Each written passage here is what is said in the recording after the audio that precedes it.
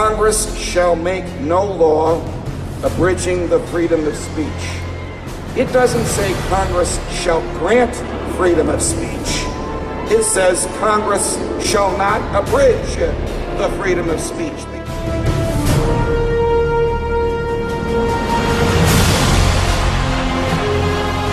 But Congress is a limited legislature. It only has the 17 unique, specific, direct powers that the Constitution gives to it.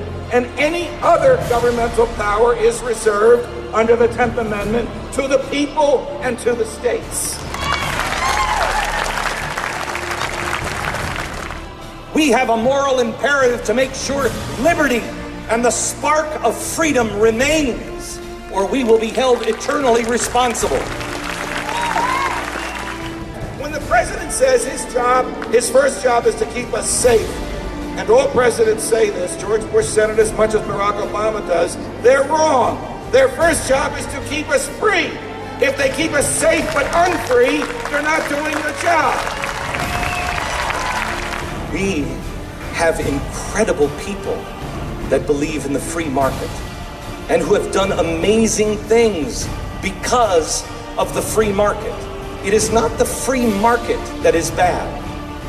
It is sometimes the people in the free market. Our founders knew people are good and people are bad.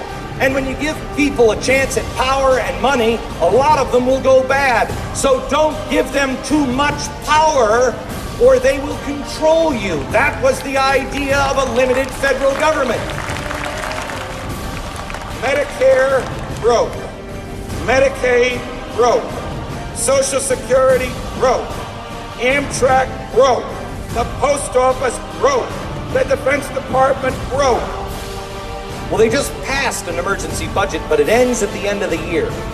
Now, why is that? It's almost like they want, right at the end of the year, a crisis. I just read in the paper yesterday, a government official actually saying, democracy doesn't work on this size scale anymore.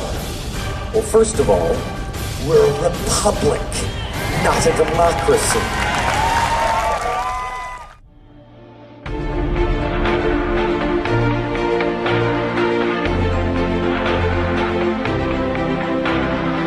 We're problem solvers, we're inventors, we're doers, we're soldiers, we're workers, we're dreamers.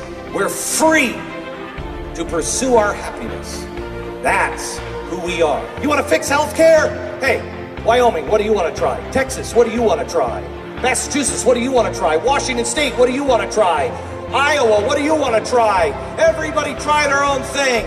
And if somebody's got it where it actually really lowers everything, maybe the other states will copy them. If not, mind your own business. It's up to the people in that state to decide.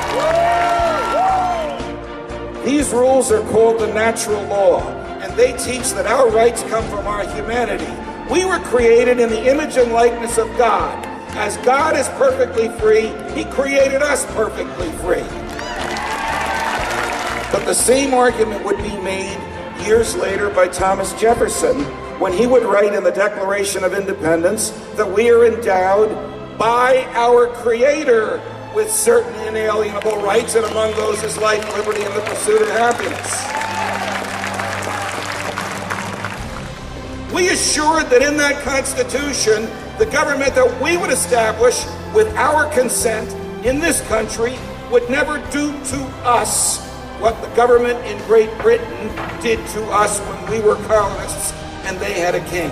And so things like your right to think, your right to develop your own personality, your right to say whatever you want, your right to publish whatever you want, your right to worship or not to worship, your right to associate with whomever you wish, your right to own, carry, and use a gun in your own defense.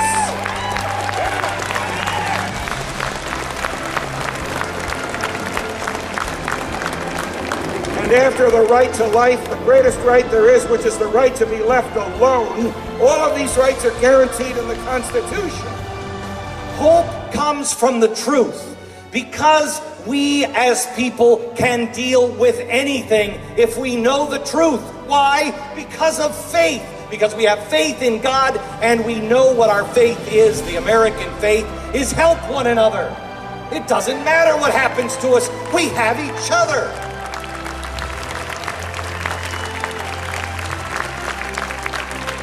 And that is the third one: charity, faith, get back to God, hope, the truth, and help each other. But those things allow us to live the Constitution. Stand and do the right thing, even though you don't think it makes a difference. It does.